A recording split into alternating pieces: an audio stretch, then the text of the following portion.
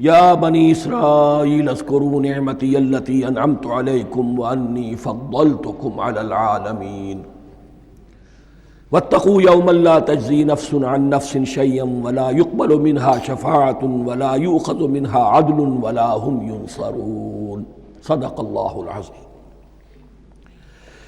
رب اشرح لی صدری ویسر لی امری واحلل عقدۃ من لسانی یفقہوا قولی۔ جیسا کہ میں نے عرض کیا تھا، سورہ بقرہ کے 5ویں رکوع سے اور 14ویں رکوع تک تو مسلسل، بلکہ 15ویں رکوع کی بھی پہلی 2 آیات شامل کرنی ہوں گی۔ یہ 10 رکوعوں سے 2 آیات زائد ہیں کہ جن میں خطاب کل کا کل بنی اسرائیل سے ہے۔ البتہ اس میں یہ فرق ہے کہ پہلا رکوع جو ہے وہ ان کو دعوت پر مشتمل ہے، نبی اکرم صلی اللہ علیہ وسلم پر ایمان لانے کی پرزور دعوت۔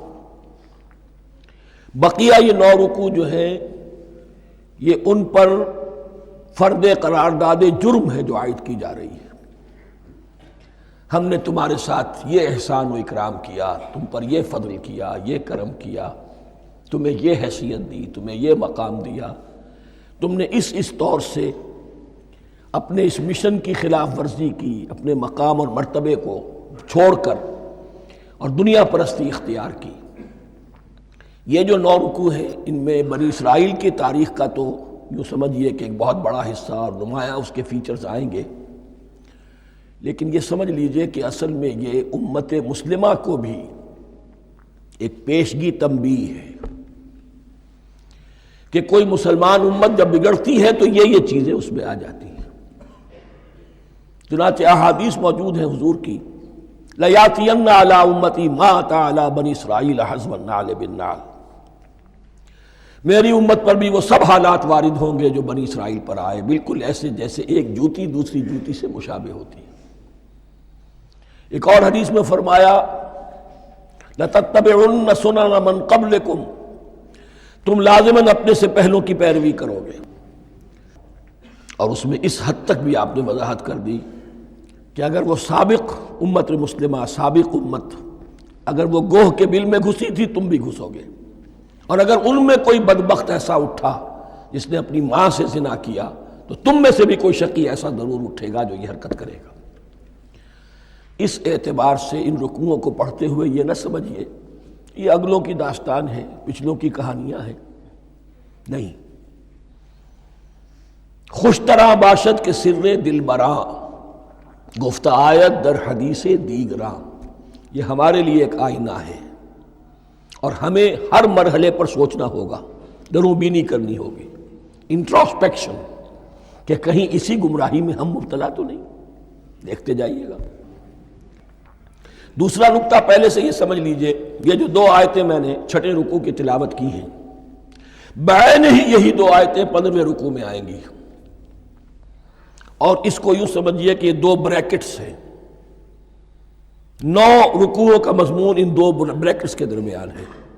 یہ 2 آیتیں یہاں سے بریکٹ شروع ہو رہی ہیں، وہ 2 آیتیں ان پر بریکٹ ختم ہو رہی ہیں، بعین ہی وہی آیات۔ ایک آیت میں تو شوشے کا بھی فرق نہیں، دوسری آیت میں صرف ترتیب بدلی ہے، مضمون وہی ہے۔ اس کے مابین جو کچھ ہے، اس سے باہر یہ جو 5واں رکوع تھا، اس کے مضامین گویا کہ ضرب کھا رہے ہیں بریکٹ کے اندر کے سارے مضامین سے۔ یہ حساب کا بہت ہی عام فہم سا قاعدہ ہے، بریکٹ کے باہر کوئی رقم لکھی ہوئی ہے جس کے بعد کوئی زبر، کوئی جمع یا تفریق اگر نہیں ہے تو وہ ضرب کھائے گی، بریکٹ کے اندر جتنی بھی ویلیوز ہیں ان کے ساتھ ضرب کھائے گی۔ تو گویا کہ ہر قدم پر حضور پر دعوت، ایمان لانے کی دعوت اس پورے معاملے میں موجود ہے، اس لیے کہ اس میں بعض آیتیں ایسی آ گئی ہیں، ایک زیادہ نمایاں ایک کم نمایاں، جن سے کچھ لوگوں کو مغالطہ ہوا یا کچھ لوگوں نے فتنہ پیدا کیا جان بوجھ کر۔ یہ فتنہ ایک بار پیدا ہوا تھا اکبر کے زمانے میں، دین الہی کی شکل میں، کہ صرف خدا کو مان لینا، آخرت کو مان لینا اور نیک اعمال کرنا نجات کے لیے کافی ہے، کسی رسول پر ایمان لانا ضروری نہیں ہے۔ یہ صوفیاء میں بھی یہ فتنہ بہت بڑے پیمانے پر آیا، مسجد مندر ہکڑو نور مسجد میں اور مندر میں ایک ہی نور ہے، سب مذاہب ایک ہی ہے، سارا فرق جو ہے شریعتوں کا ہے، عبادت کے ظاہری شکل کا ہے، وہ ہے رسولوں سے متعلق۔ رسولوں کو بیچ میں سے نکال دیجئے تو یہ دین الہی رہ جائے گا، اللہ کا دین۔ اتنا بڑا فتنہ تھا کہ جب ہندوستان میں سیاسی اعتبار سے، حکومت کے اعتبار سے مسلمانوں کا اقتدار چوٹی پر تھا، کلائمیکس پر، اکبر اعظم، اس وقت یہ دین الہی کا فتنہ اٹھا کہ دین محمدی کا اب دور ختم ہو گیا۔ وہ 1000 سال کے لیے تھا، 1000 سال پورے ہو گئے، اب الف ثانی ہے، دوسرا 1000 سال ہے، اس کے لیے نیا دین ہے، اسے دین اکبری بھی کہا گیا اور دین الہی بھی کہا گیا۔ اور اس میں ایک آیت آئے گی جس سے استدلال کیا ہے کچھ لوگوں نے۔ اس صدی میں پھر یہ فتنہ اٹھا تھا گاندھی کے فلسفے کے ذریعے سے، اور ایک بہت بڑا نابغہ انسان مسلمانوں میں سے، بہت بڑا نابغہ، جینیس، ابوالکلام آزاد، وہ بھی اس فتنے کا شکار ہو گیا۔ متحدہ قومیت، چنانچہ گاندھی اپنی پرارتھنا میں کچھ قرآن کی تلاوت بھی کراتا تھا، کچھ گیتا بھی پڑھواتا تھا، کچھ اپنشدوں سے، کچھ بائبل سے، کچھ گرو گرنتھ سے۔ معلوم ہو یہ سب ٹھیک ہے، سب ایک ہے، سب لوگوں کو ایک ہونا چاہیے، ایک قوم ہونا چاہیے۔ مذہب تو انفرادی معاملہ ہے، کوئی مسجد میں چلا جائے، کوئی مندر میں چلا جائے، گردوارے میں چلا جائے، کوئی چرچ میں چلا جائے، کوئی سینیگاگ میں چلا جائے، کیا فرق واقع ہوتا ہے؟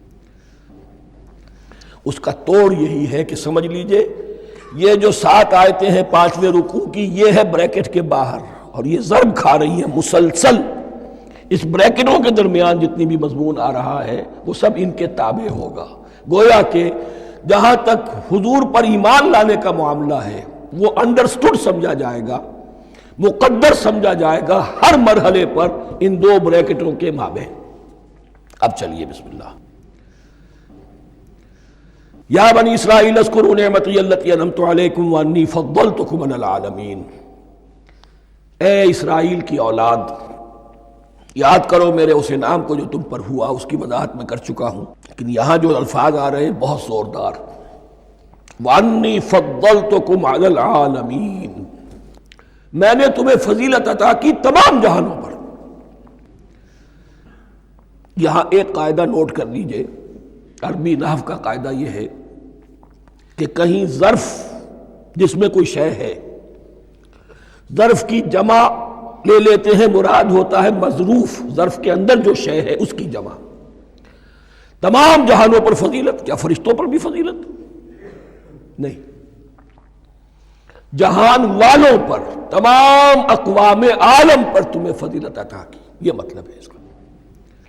تمام عالموں پر، تمام جہانوں پر، یعنی تمام جہان والوں پر، اس انسان عالم انسانیت کے اندر جتنے بھی مختلف گروہ ہیں، نسلیں ہیں، طبقات ہیں، ان میں فضیلت۔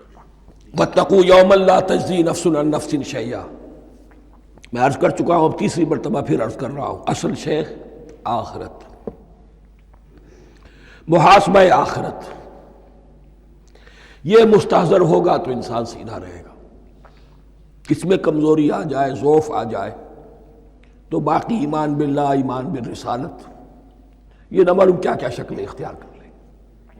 دیکھیے اس آیت کے اندر 4 اعتبارات سے محاسبہ آخرت کا زور ہے۔ وَاتَّقُوا يَوْمًا، ڈرو اس دن سے، لا تجزی نفس عن نفس شیئا، جس دن کوئی جان کسی دوسرے کے کام نہ آ سکے گی، ولا يقبل منها شفاعہ، اور نہ کسی سے کوئی سفارش یا شفاعت قبول کی جائے گی، کیٹیگوریکل ڈینائل، ولا يؤخذ منها عدل، نہ کسی سے فدیہ قبول کیا جائے گا، ولا هم ينصرون، اور نہ انہیں کوئی مدد مل سکے گی۔ ہم نے طرح طرح کے عقیدے، شفاعت باطلہ کا تصور، اہل عرب سمجھتے تھے ہمیں یہ فرشتے جو ہے خدا کی بیٹیاں ہیں، یہ لات اور منات اور عزا ہم نے ان کے بت بنا رکھے ہیں، پوچھتے ہیں یہ اپنے ابا جان سے اللہ کی بیٹیاں ہیں نا، لاڈلی بیٹیاں، چھڑا لیں گے ہمارے ہاں بھی تصور ہے اولیاء اللہ چھڑا لیں گے۔ یا شفاعت باطلہ، خود حضور کی شفاعت کے بارے میں جو غلط تصورات ہیں، ایک شفاعت حقہ ہے، اس کی وضاحت کا یہ موقع نہیں ہے۔ وہ آیت الکرسی پہ جب ہم پہنچیں گے انشاءاللہ تعالیٰ اسی سورہ مبارکہ میں تو اس کی وضاحت بھی ہوگی۔ یہ سارے جو ہم نے جو گھڑ رکھے ہیں خیالات، ان کی نفی اس آیت کے حوالے سے کی۔ وَاتَّقُوا يَوْمًا لَا تَجْزِي نَفْسٌ عَن نَفْسٍ شَيْئًا، کوئی انسان دوسرے انسان کے کام نہیں آ سکتا۔ وَلَا يُقْبَلُ مِنْهَا شَفَاعَةٌ، کسی جان کی طرف سے کوئی سفارش قبول نہیں ہوگی۔ وَلَا يُؤْخَذُ مِنْهَا عَدْلٌ، نہ کوئی فدیہ قبول کیا جائے گا۔ وَلَا هُمْ يُنصَرُونَ، نہ انہیں کوئی مدد مل سکے گی۔ اب اس کے بعد اللہ تعالیٰ کے احسانات اور ان کی طرف سے جو ناشکریاں ہوئی ہیں ان کی بڑی تفصیل کے ساتھ اب بات چلے گی، تفصیل نہیں تیزی کے ساتھ۔ یہ واقعات کئی 100 برس کے ہیں، لیکن ایک تو یہ کہ ان کی تفاصیل مکی صورتوں میں آ گئی ہیں، سب سے زیادہ سورہ اعراف میں ملے گی، اور بھی کئی صورتوں میں آپ کو مل جائے گی۔ یہاں پر تو پے بپے، جیسے کہ ایک قرارداد جرم کسی پر کی جاتی ہے تو اس میں سب گنوائے جاتے، تم نے یہ کیا، یہ کیا، یہ کیا۔ وَإِذْ نَجَّيْنَاكُم مِّنْ آلِ فِرْعَوْنَ، اور ذرا یاد کرو جب کہ ہم نے تمہیں نجات دی تھی فرعون کی قوم سے۔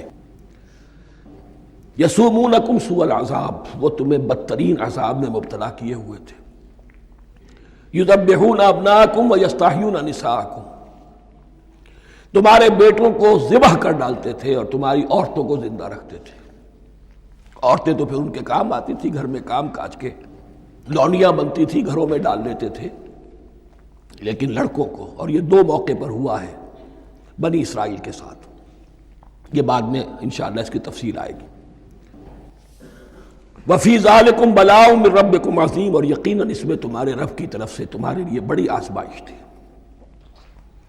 وَإِذْ فَرَقْنَا بِكُمُ الْبَحْرَ، اور یاد کرو جب کہ ہم نے تمہارے لیے سمندر کو پھاڑ دیا یا دریا کو پھاڑ دیا۔ یہ ایک مختلف فی بات ہے کہ کس جگہ سے کراس کیا تھا بنی اسرائیل نے ایجپٹ سے سینائی پیننسولا آنے کے لیے، جزیرہ نما سینا میں۔ ایک رائے یہ کہ دریائے نیل کو کراس کر کے گئے ہیں، لیکن یہ بات غلط ہے۔ دریائے نیل تو مصر کے اندر ہے، وہ کبھی بھی مصر کی حد نہیں بنا۔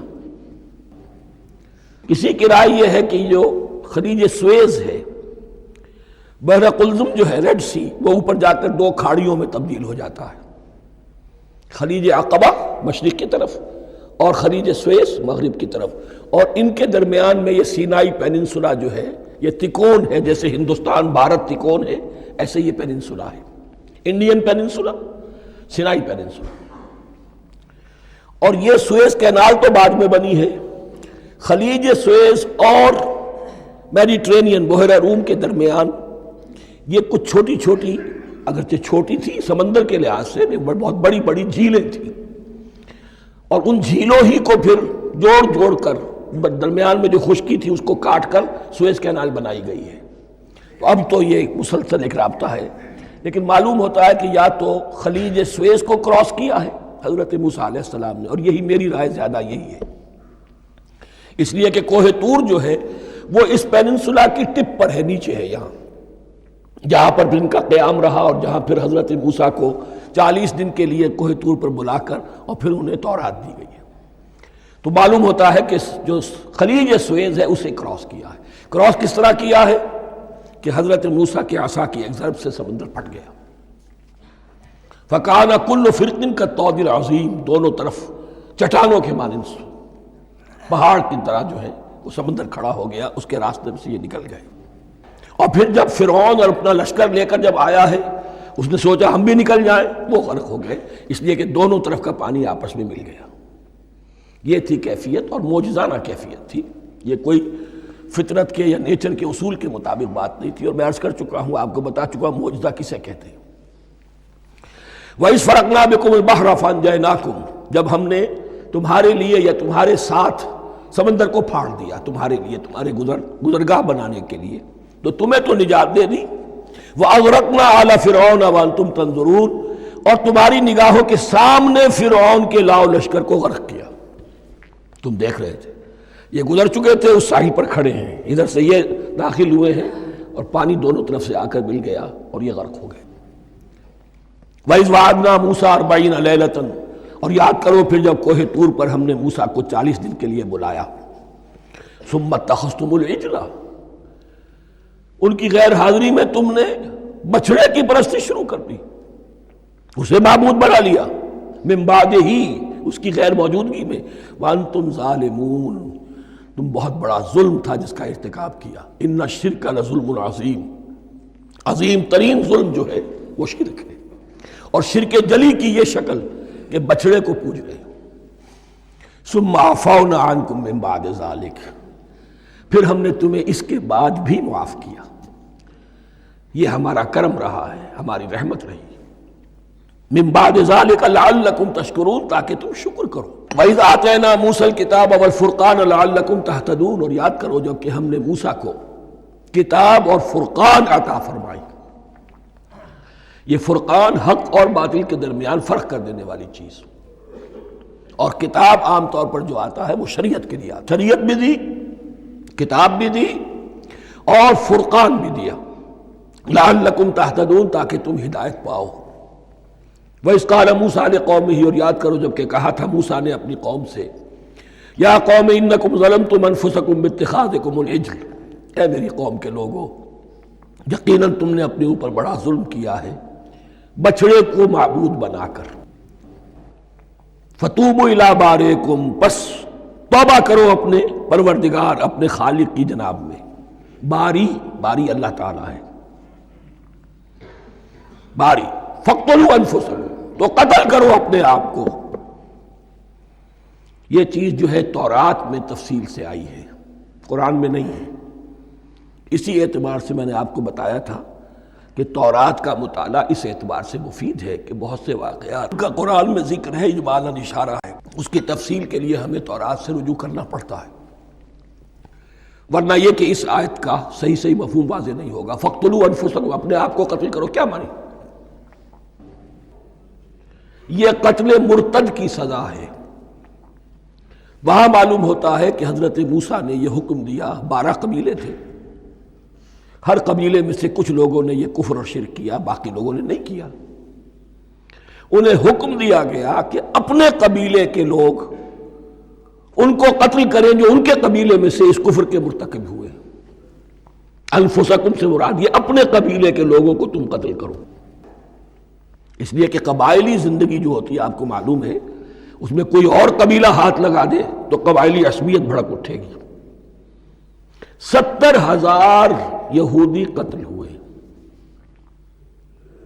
اس سے بڑی توبہ اور ممکن نہیں، اس سے بڑا پرج، کسی بھی آئیڈیولوجیکل پارٹی کے اندر پرج بہت ضروری ہوتا۔ کچھ لوگ آ گئے ایک نظریے کو قبول کر کے، رفتہ رفتہ نظریہ اوجل ہو گیا، کچھ مفادات، کچھ چودراہٹیں یہ مقدم ہو گئی، اسی سے جماعتیں خراب ہوتی ہیں، غلط راستے پہ پڑ جاتی ہیں، تحریکیں بھٹک جاتی ہیں۔ تو آئیڈیولوجیکل پارٹی، نظریاتی جماعتیں پرج کرتی رہتی ہیں کہ جو بھی ہمارے نظریے سے ہٹ گئے اب ان کو ہم کاٹ کر علیحدہ کر۔ یہی سے قتل مرتد، تو یہ چیز حدیث میں ہے یا پھر قرآن میں یہاں ہے۔ اس حوالے سے جو لوگ ہمارے ہاں بعض علماء بھی ہیں، جدید دانشور ہیں، جو قتل مرتد کی جو حد ہے اسلام میں اس کو تسلیم نہیں کرتے، لیکن میرے نزدیک یہ شریعت موسوی کا تسلسل ہے کہ شریعت موسوی کی جس شے کو بدلا نہ گیا ہو، جس کے بارے میں صراحتاً یہ معلوم نہ ہو کہ یہ شے تبدیل کر دی گئی، تو وہ شریعت محمدی کا جز بن گئی۔ زنا پر رجم کا معاملہ بھی یہی ہے۔ قرآن مجید میں رجم کی صریح آیت کوئی موجود نہیں ہے، حدیث میں ہے۔ قرآن مجید میں مرتد کے قتل کے لیے کوئی آیت موجود نہیں ہے، حدیث میں ہے، سنت میں ہے، اور دونوں کی کا جو منبع ہے وہ اصل میں تورات ہے۔ تو اس بات کو اچھی طرح نقل کر دیجئے، یہ جگہ اکثر لوگ جو ہیں یہاں بہت سرسری طور سے گزر جاتے ہیں، یہ بہت اہم ہے، اور اس کے لیے تورات کی طرف رجوع کیجئے۔ 70,000، 6 لاکھ کل تھے جب یہ مصر سے نکلے ہیں، 6 لاکھ تھے۔ کتنے عرصے کے بعد پیننسولا پہنچے ہیں، سینائی پیننسولا میں اور طور میں، کچھ اور ان کی تعداد بڑھ گئی ہوگی، لیکن یہ کہ ان میں سے 70,000 کو قتل کیا اپنے ہاتھوں سے۔ ہر قبیلے نے اپنے جو مرتد تھے ان کو اپنے ہاتھ سے قتل کیا۔ فَتُوبُوا إِلَىٰ بَارِئِكُمْ فَاقْتُلُوا أَنفُسَكُمْ ذَلِكُمْ خَيْرٌ لَكُمْ عِندَ بَارِئِكُمْ، یہی تمہارے لیے تمہارے رب کے نزدیک بہتر بات ہے۔ فَتَابَ عَلَيْكُمْ، تو اللہ نے تمہاری توبہ قبول کر لی، توبہ قبول کس طرح ہوئی؟ یہ تزکیہ ہوا ہے امت کا کہ ان میں سے جن لوگوں نے اتنی بڑی غلط حرکت کی ہے ان کو کاٹ کر ذبح کر کے ان کو قتل کر کے پھینک دیا گیا۔ انہ هو التواب الرحیم، یقیناً وہ تو ہے ہی بہت توبہ کا قبول فرمانے والا اور بہت رحم فرمانے والا۔ وَإِذْ قُلْتُمْ يَا مُوسَىٰ لَن نُّؤْمِنَ لَكَ حَتَّىٰ نَرَى اللَّهَ جَهْرَةً، ایک اور واقعہ ان کی تاریخ کا۔ اور یاد کرو جب کہ تم نے کہا تھا اے موسیٰ ہم تو تمہاری بات نہیں مانیں گے۔ ایمان کے بعد جب لام کا حرف آئے تو اس کے معنی صرف تصدیق کے ہوتے ہیں۔ لن نؤمن لک، ہم آپ کی بات کی تصدیق نہیں کریں گے، حتی نر اللہ جہرتن، جب تک کہ ہم دیکھ نہ لیں اللہ کو عیانن۔ ہمیں کیا پتا اللہ نے یہ کتاب دی آپ کو، آپ تو لے کر آ گئے، ہمارے سامنے تو پتھر کی کچھ تختیاں ہیں، اس پہ کچھ لکھا ہوا، کس نے لکھا ہمیں کیا پتا۔ اب دیکھیے ایک حضرت موسیٰ کی خواہش تھی رب ارنی انظر الیک، وہ کچھ اور شے تھی۔ یہ تخریبی ذہن ہے جو یہ کہہ رہا ہے کہ ہم بھی چاہتے ہیں کہ اللہ کو اپنی آنکھوں سے دیکھیں اور معلوم ہو کہ واقعی اس نے یہ کتاب آپ کو دی ہے۔ فَأَخَذَتْكُمُ الصَّاعِقَةُ، تو تمہیں آپ پکڑا ایک بہت بڑی کڑک نے، ایک بہت بڑی کڑک ہوئی اور سب کے سب مردہ ہو گئے۔ وَأَنْتُمْ تَنظُرُونَ، تمہارے دیکھتے دیکھتے ایک کڑک نے تمہیں آ لیا۔ ثُمَّ بَعَثْنَاكُمْ مِنْ بَعْدِ مَوْتِكُمْ، پھر ہم نے تمہیں دوبارہ اٹھایا تمہاری موت کے بعد۔ بعض لوگ اس کی یہ تعویل کر رہے ہیں کہ یہ موت نہیں تھی بلکہ بے ہوش ہو گئے تھے، یعنی جو بھی کڑک تھی اس کی وجہ سے سب کے سب بے ہوش ہو کے گر گئے۔ لیکن میرے نزدیک یہاں تعویل کی ضرورت نہیں، بعث بعد الموت اللہ کے لیے کوئی مشکل نہیں۔ ہم الفاظ کو خواب کا کو ان کے اصل جو مفہوم ہے جو کہ صاف ہے صریح ہے اس سے خواب کا کاہے کے لیے موڑ کر لے کر جائیں۔ ثم بعثناکم من بعد موتکم لعلکم تشکرون، تاکہ تم شکر کرو۔ وظللنا علیکم الغمام وانزلنا علیکم المن والسلوى، اور ہم نے تم پر ابر کا سایہ کیا۔ اب 6 لاکھ کا قافلہ چل رہا ہے، سینائی پیننسولا، صحرا، کوئی اوٹ نہیں، کوئی سایہ نہیں، لق و دق، دھوپ کی تپش۔ تو اللہ کا فضل ہوا کہ ایک سائے کی طرح ابر جو ہے ان کے ساتھ ساتھ جہاں جہاں وہ جا رہے ہیں وہ ابر ان پر سایہ کیے ہوئے۔ وَأَنزَلْنَا عَلَيْكُمُ الْمَنَّ وَالسَّلْوَىٰ، کھانے کو کچھ نہیں، تو من اور سلوہ نازل کیے گئے۔ من ایسے اترتا تھا رات کے وقت کہ جیسے شبنم کے قطرے ہوتے ہیں، لیکن وہ ہوتا تھا کسی ایسی چیز کا جس میں شیرینی تھی، اور پھر وہ زمین پر آ کر جم کر وہ ایک گویا کے دانہ بن جاتے تھے، یہ ان کا اناج ہو گیا۔ کاربوہائیڈریٹ سپلائی اس سے ہو گئی، من سے۔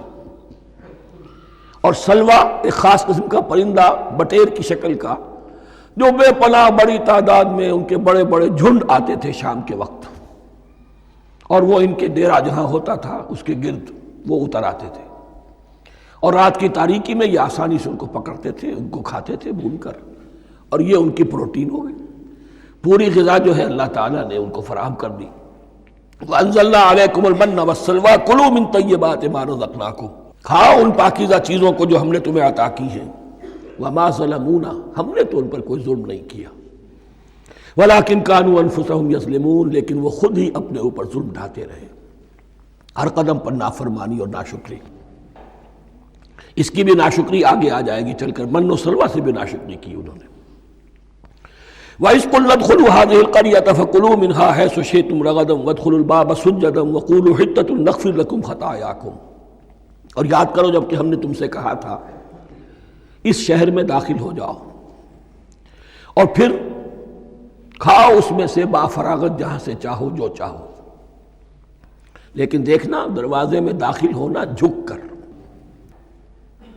اور کہتے رہنا مغفرت مغفرت مغفرت، ہم تمہاری خطاؤں سے درگزر فرمائیں گے۔ اس آیت کو سمجھنے کے لیے ذرا تاریخی بات سمجھ لیجئے۔ صحرائے سینا میں آنے کے بعد اور یہ جو کتاب تورات انہیں مل گئی تھی اس کے بعد حضرت موسیٰ علیہ السلام کے ہی زمانے میں انہیں جہاد اور قتال کا حکم ہوا۔ اس سے پوری قوم نے انکار کر دیا، یہ سورہ مائدہ میں آئے گا۔ اس پر اللہ تعالیٰ نے ایک سزا مسلط کر دی ان پر کہ 40 برس تک اسی صحرا میں بھٹکتے پھریں گے اگر یہ ابھی قتال کرتے، جہاد کرتے، تو پورا فلسطین ان کے ہاتھ پر ابھی فتح کرا دیتے، لیکن چونکہ انہوں نے بزدلی دکھائی ہے، اب سزا یہ ہے فَإِنَّهَا مُحَرَّمَةٌ عَلَيْهِمْ 40 سَنَةً يَتِيهُونَ فِي الْأَرْضِ، اب 40 برس تک یہ اسی صحرا میں بھٹکتے پھریں گے، اور ارض فلسطین جو ان کے لیے ارض موعود تھی وہ ان پر حرام کر دی گئی 40 سال کے لیے۔ اس 40 سال کے عرصے میں حضرت موسیٰ کا بھی انتقال ہو گیا، حضرت ہارون کا بھی ہو گیا، اور اس عرصے میں ایک نئی نسل پیدا ہوئی۔ وہ جو غلامی کا داغ اٹھائے ہوئی نسل آئی تھی مصر سے، جن کے اندر مورل کیریکٹر جو ہے وہ بہت کمزور ہو جاتا ہے، وہ پوری نسل ختم ہو گئی، نئی نسل اب پیدا ہوئی، 40 برس صحرا میں پیدا ہوئے، یہی پلے بڑھے، ان میں اب ایک جذبہ تھا۔ حضرت موسیٰ کے پھر جو خلیفہ تھے یوشع ابن نون، جوشوا، تورات میں ان کا نام جوشوا ہے، یوشع، ان کی سرکردگی میں اب بنی اسرائیل کی اس نئی نسل نے قتال کیا، جنگ کی، اور پہلا شہر جو فتح ہوا وہ اریحا۔ آج بھی وہ شہر جو ہے جیریکو جو آپ دیکھتے ہیں خبروں کے اندر آتا ہے بار بار، اریحا اس کا پرانا نام ہے، یہ شہر فتح ہوا، اس فتح کی بات کا تذکرہ ہو رہا ہے۔ یاد کرو جب کہ ہم نے تم سے کہا تھا اس بستی میں، اس شہر میں داخل ہو جاؤ فاتحانہ، اور پھر جو کچھ یہاں ہے، جو نعمتیں ہیں ان سے متمتع ہو، کھاؤ پیو، لیکن داخل ہونا سجدہ کرتے ہوئے، مراد کیا؟ جھک کر، یعنی ایسا نہ ہو کہ تکبر کی وجہ سے تمہاری گردنیں اکڑ جائیں، گردنیں جھکا کر اللہ کا احسان مانو، یہ نہ سمجھو کہ یہ فتح تم نے حاصل کی۔ اس کی تفسیر اصل میں نظر آتی ہے حضور کی شخصیت میں، کہ جب فتح مکہ کے موقع پر مکے میں داخل ہوئے ہیں تو جس سواری پر آپ بیٹھے ہوئے تھے، آپ کی پیشانی اس کی گردن کے ساتھ جڑی ہوئی تھی۔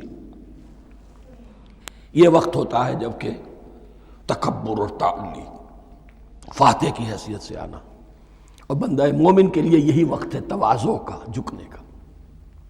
وَقُولُوا حِطَّةٌ، حتیٰ یحط کہتے ہیں جھاڑ دینے کو، تو اس کے معنی کیا ہے؟ اے اللہ ہمارے گناہ جھاڑ دے، مغفرت، اے اللہ ہمیں مغفرت، ہماری مغفرت فرما، جو خطائیں ہو گئی بخش دے۔ قولوا حطۃ، تمہاری زبان پر استغفار ہونا چاہیے، تمہاری گردنیں جھکی ہوئی ہونی چاہیے۔ نغفر لکم خطایاکم، اگر تم اس پر عمل کرو گے ہم تمہاری خطایا جو ہیں، خطائیں جو ہیں انہیں معاف فرما دیں گے۔ وسنزید المحسنین، اور جو تم میں محسن ہوں گے انہیں اور بھی زیادہ دیں گے، اور انعام و اکرام آئیں گے۔ فبدل الذین ظلموا قولا غیر الذی قیل لہم، تو ان میں سے جو ظالم تھے، جو بد کردار تھے، انہوں نے بدل دیا، ایک اور قول اختیار کر لیا اس قول کی جگہ جو انہیں کہا گیا تھا۔ کہا گیا تھا حتہ حتہ، انہوں نے کہنا شروع کیا حنطہ حنطہ، ہمیں تو گیہوں چاہیے، گیہوں چاہیے۔ یہ بعد میں ابھی آ جائے گا اگلے رکوع کے اندر، کہ من و سلوہ سے ان کی طبیعتیں بھر گئی تھی، ایک ہی چیز کھا کھا کے۔ اب وہ کہہ رہے تھے کوئی چیز ہمیں جو ہے زمین کی روئیدگی میں سے، پیداوار میں سے، تو وہ ان کے زبان پر انہوں نے مذاق اڑاتے ہوئے گویا کہ حضرت موسیٰ علیہ السلام کے ذریعے سے حکم ملا ہے، استہزاء کر رہے ہیں، حتۃ کی بجائے حنطۃ۔ فانزلنا علی الذین ظلموا رجزا من السماء بما كانوا یفسقون، تو جن لوگوں نے یہ حرکت کی تھی ان پر ہم نے آسمان سے ایک بہت بڑا عذاب نازل کیا۔ تورات سے معلوم ہوتا ہے کہ پلیگ آئی، اور جنہوں نے یہ حرکت کی تھی وہ سب کے سب ہلاک ہو گئے یریکو کے اندر، بما كانوا یفسقون، بسبب اس نافرمانی کے جو انہوں نے کی۔